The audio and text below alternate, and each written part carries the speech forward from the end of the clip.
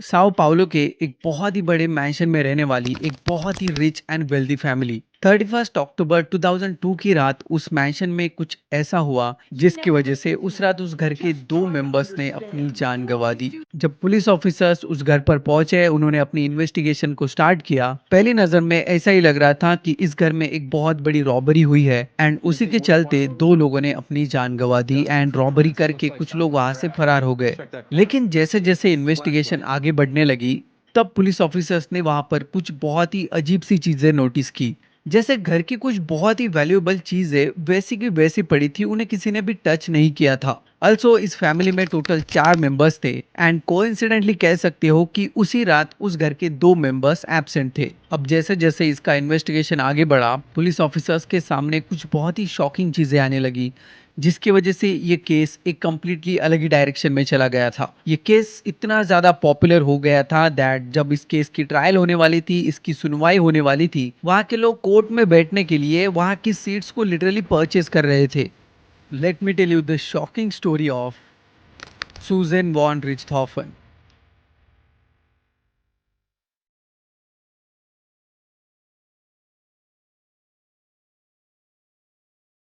Welcome back to the channel guys. Almost 2 महीनों के बाद इस वीडियो के जरिए आप लोगों से मिल रहा हूँ, but from now every week मैं आप लोगों के साथ एक नए केस के साथ मिलूंगा। सो प्लीज अगर आप लोग नए हो तो चैनल को सब्सक्राइब कर देना। So now let's talk about this case. एक perfect family, wealthy background and family के सारे ही मेंबर्स वेल एजुकेटेड थे। साओ पाउलो के एक काफी रिच एरिया में एक बहुत ही बड़े मैंशन में ये फैमिली रहती थी। उस फैमिली में थे सुजन जो एक लॉ की स्टूडेंट थी। उसके father Manfred Albert von Richthofen German origin थे और डेरेसा में सीनियर पोजीशन पर काम करते थे। उसकी मदर मारिसिया वॉन रिchthofen एक साइकाइट्रिस्ट थी। सुजन का एक छोटा भाई भी था, अंद्रियास। जैसे कि मैंने बताया, फैमिली फाइनेंशियली काफी ज्यादा कंफर्टेबल थी। बाहर से देखा जाए तो रिchthofen फैमिली एक बहुत ही सक्सेसफुल प्रिविलेज फैमिली लगती थी, लेकिन इस फैमिली के अंदर सब कुछ उतना ज्यादा परफेक्ट नहीं चल रहा था और इस फैमिली मेंबर्स में सिचुएशन थोड़ी और भी ज्यादा कॉम्प्लिकेटेड हो गई थी जब सुजन की लाइफ में एक ऐसा पर्सन आया था जिसे सुजन के पेरेंट्स उतना ज्यादा पसंद नहीं करते थे। 1999 में सुजन मिलती है डैनियल क्रेविनोस से। डैनियल एरो मॉडलिंग में बहुत ही ज्यादा टैलेंटेड था और इन दोनों के बीच में कह सकते हो कि बहुत ही इंस्टेंटली एक कनेक्शन बन गया था। अब शुरुआत में जब सुजन के पेरेंट्स को उनके रिलेशनशिप के बारे में पता चला था, उसके पेरेंट्स इस रिलेशनशिप से उतना ज्यादा खुश नहीं थे क्योंकि उन्हें सुजन के बॉयफ्रेंड डैनियल और उसका भाई क्रिश्चियन की लाइफस्टाइल पर थोड़ा सा डाउट होता था। उन लोगों को ऐसा लगता था कि उन दोनों का सुजन पर गलत इन्फ्लुएंस पड़ेगा। तो आगे चलकर सुजन के उसके पेरेंट्स के साथ इस चीज को लेकर काफी ज्यादा झगड़े होने लगे थे। 2002 तक ये सिचुएशन इतनी ज्यादा खराब हो गई थी कि सुजन के फादर ने इस रिलेशनशिप को लेकर एक काफी स्ट्रिक्ट डिसीजन ले लिया था। वो ये था कि सुजन अगर चाहे तो डैनियल के साथ रिलेशनशिप में रह सकती है, लेकिन अगर वो ऐसा करती है वो सुजन के बॉयफ्रेंड डैनियल एंड सुजन के पेरेंट्स के बीच तक लिमिटेड नहीं रहा था। ये अब सुजन एंड उसके पेरेंट्स के बीच में उसकी प्रॉपर्टी के लिए भी एक बहुत बड़ा कॉन्फ्लिक्ट बन गया था। अब यहाँ पर सुजन एक तरीके से बहुत ज्यादा परेशान हो गई थी अपनी पेरेंट्स से। वो डैनियल से मिलना चाहती थी, उसे डैनियल के साथ टाइम स्पेंड करना बहुत ज्यादा पसंद भी था, लेकिन बार बार उसके पेरेंट्स उसे डैनियल से मिलने से मना करते थे, जिसके बाद सुजन बहुत ज्यादा परेशान हो गई थी। डैनियल भी उससे मिलना चाहता था जो कि वो नहीं मिल पा रहा था, तो डैनियल भी बहुत ज्यादा फ्रस्ट्रेटेड हो गया था और इस कॉन्फ्लिक्ट को एक बहुत ही डेडली प्लान में बदलने में ज्यादा टाइम भी नहीं लगा। अब इसके बाद डैनियल, सुजन एंड क्रिश्चियन ने मिलकर एक ऐसा प्लान बनाया जिसके बारे में उसके पेरेंट्स या फिर दूसरा कोई भी सोच भी नहीं सकता था दैट सुजन इस हद तक चली जाएगी अपने पेरेंट्स के against. Police investigation and court में जो प्रोसीडिंग्स हुई थी उसके अकॉर्डिंग सुजन, डैनियल और क्रिश्चियन ने मिलकर सुजन के पेरेंट्स को मारने का प्लान बनाया था। तो इन तीनों के प्लान का पर्पस सिर्फ सुजन के पेरेंट्स को मारने तक लिमिटेड नहीं था। उसके बाद उन लोगों ने ये भी सोचा था कि इस पूरे क्राइम सीन को एक रॉबरी जैसा स्टेज किया जाए। इन्वेस्टिगेशन के अकॉर्डिंग सुजन ने खुद अपने घर की सिक्योरिटी अरेंजमेंट को ध्यान से समझा था और उनके इस प्लान को एग्जीक्यूट करने के लिए उस रात के लिए बहुत ही आइडियल प्रिपरेशन करके रखी थी। सो क्रिश्चियन एंड डैनियल के लिए घर के अंदर एंटर करने के लिए कोई भी प्रॉब्लम्स ना हो। बेसिकली उनके प्लान का पर्पस यही था कि जब पुलिस इन्वेस्टिगेशन करने के लिए आएगी तब क्राइम सीन को देखकर उन्हें ऐसा लगना चाहिए कि कुछ लोग रात को रॉबरी करने के लिए घर के अंदर घुसे और उन दोनों ने सूजन के पेरेंट्स को खत्म किया।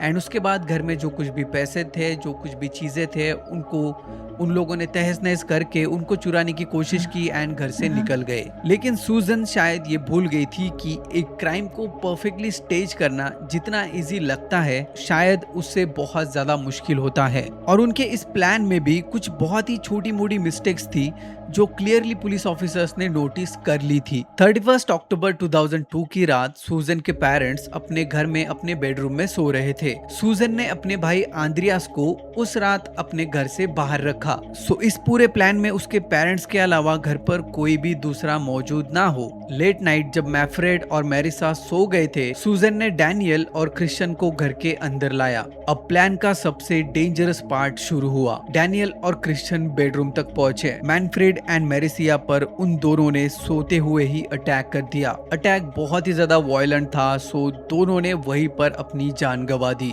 अब इसके बाद इन लोगों का प्लान वहीं पर नहीं रुका, क्योंकि अब क्राइम सीन को रॉबरी जैसा दिखाना था। घर के अंदर की कुछ चीजों को बहुत ही इंटेंशनली डिस्टर्ब किया गया। घर की जो कैश एंड ज्वेलरी थी उनको भी थोड़ा सा डिस्टर्ब किया गया। अब इस पूरे इंसिडेंट के बाद तीनों ने एविडेंसेस को हाइड करने की और अपने इन्वॉल्वमेंट को कवर करने की पूरी कोशिश की। लेकिन यहाँ पर एक प्रॉब्लम थी।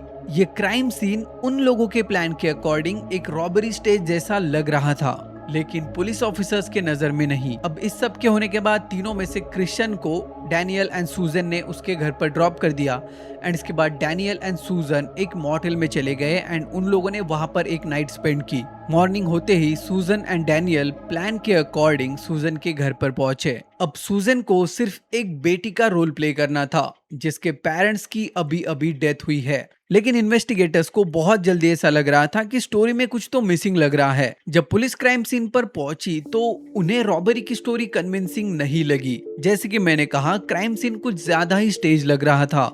और फिर इन्वेस्टिगेटर्स ने सूजन के बिहेवियर को बहुत ही क्लोजली ऑब्जर्व किया। सूजन का रिएक्शन, उसके एक्सपेक्टेशन एंड उसके एक्सप्रेशंस बिल्कुल भी मैच नहीं कर रहे थे उस सिचुएशन के साथ जिसमें किसी भी नॉर्मल पर्सन के पेरेंट्स की डेथ हो जाती है। जो नॉर्मली पेरेंट्स की सडन डेथ के बाद किसी के भी चेहरे पर देखने को मिल जाते हैं, वैसे उसके हाव भाव बिल्कुल भी नहीं लग रहे थे। मॉर्निंग होते ही सूजन एंड डैनियल एंड्रियास को पिक करके सूजन के घर पर पहुंचते हैं। इसके बाद घर पहुंचकर सूजन ने ऐसा बिहेव करना शुरू किया कि उसे पहली बार पता चला है दैट उसके पेरेंट्स अब इस दुनिया में नहीं है। इन्वेस्टिगेशन में सूजन एंड डैनियल के बिहेवियर की वजह से उन दोनों पर पुलिस ऑफिसर्स का डाउट और भी ज्यादा बढ़ने लगा था, लेकिन पुलिस के पास अभी भी कोई भी प्रूफ नहीं था। अब इसके बाद इन्वेस्टिगेशन में एक और इम्पोर्टेंट डिटेल सामने आई। वो ये थी दैट क्रिश्चियन ने इस इंसिडेंट के बस कुछ घंटों के बाद ही एक न्यू मोटरसाइकिल परचेस की थी एंड ये डिटेल पुलिस ऑफिसर्स को बहुत ही ज्यादा सस्पिशियस लगी। लाइक लिटरली एक तरफ सूजन के पेरेंट्स के मर्डर का इन्वेस्टिगेशन हो रहा था एंड दूसरी तरफ क्रिश्चियन ने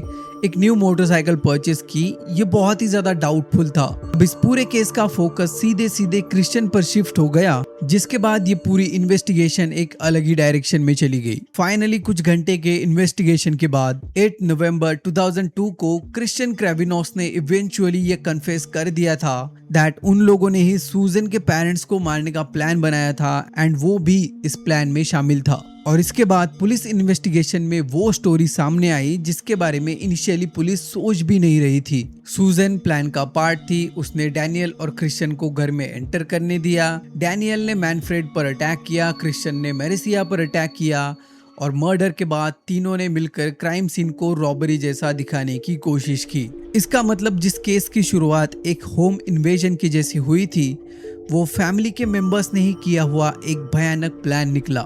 अब इसके बाद इन्वेस्टिगेशन में एक ही सबसे बड़ा क्वेश्चन बाकी था कि सूजन ने आखिर ऐसा क्यों किया। तब उन लोगों को पता चला कि सूजन का एंड उसके पेरेंट्स के बीच में उसके रिलेशनशिप को लेकर जो कॉन्फ्लिक्ट था उसकी वजह से, एंड सूजन को जैसे कि उसके पेरेंट्स ने कहा था कि फैमिली की प्रॉपर्टी में से कोई भी शेयर नहीं मिलेगा, तो एक तरीके से फाइनेंशियल एंगल का भी मोटिव पुलिस ऑफिसर्स के सामने क्लियरली आ चुका था। 2006 में सूजन, डैनियल और क्रिश्चियन का ट्रायल शुरू हुआ और ये केस ब्राजील में बहुत ही ज्यादा पॉपुलर हो चुका था। प्रोसिक्यूशन ने कोर्ट में आर्गुमेंट दी थी कि ये एक प्रीमेडिटेटेड मर्डर था। प्लान पहले से बन चुका था, हर एक को अपने अपने रोल्स डिवाइड किए गए थे और फाइनली ये वर्डिक्ट आया दैट 22 जुलाई 2006 को सूजन वॉन रिचथॉफन को 39 इयर्स एंड 6 मंथ की जेल की सजा सुनाई गई। डैनियल क्रेविनास को भी 39 इयर्स एंड 6 मंथ्स की सजा सुनाई गई एंड सेम क्रिश्चियन क्रेविनास को भी 38 एंड 6 मंथ्स की सजा सुनाई गई। तीनों को मर्डर एंड रिलेटेड क्राइम के लिए गिल्टी माना गया एंड एक वेल्दी फैमिली की सीमिंगली परफेक्ट लाइफ अब परमानेंटली डिस्ट्रॉय हो चुकी थी। एक वेल्दी फैमिली, एक रिलेशनशिप एंड एक छोटा सा कॉन्फ्लिक्ट एंड इसके बाद एक ऐसा डिसीजन जिसके कॉन्सिक्वेंसेस को कभी भी अंडू नहीं किया जा सकता। ट्रू क्राइम स्टोरीज सिर्फ एंटरटेनमेंट के लिए नहीं देखी जा सकती क्योंकि ये एक ह्यूमन नेचर का मिरर है और इस केस का रिफ्लेक्शन बहुत ज्यादा डार्क है। आई होप आप लोगों को ये वीडियो, ये केस पसंद आया होगा। इस केस से आप लोगों को जरूर कुछ ना कुछ सीखने को मिला होगा। And yes, please take care of yourself, take care of your family members and thank you so much for your time. I will see you in the next one.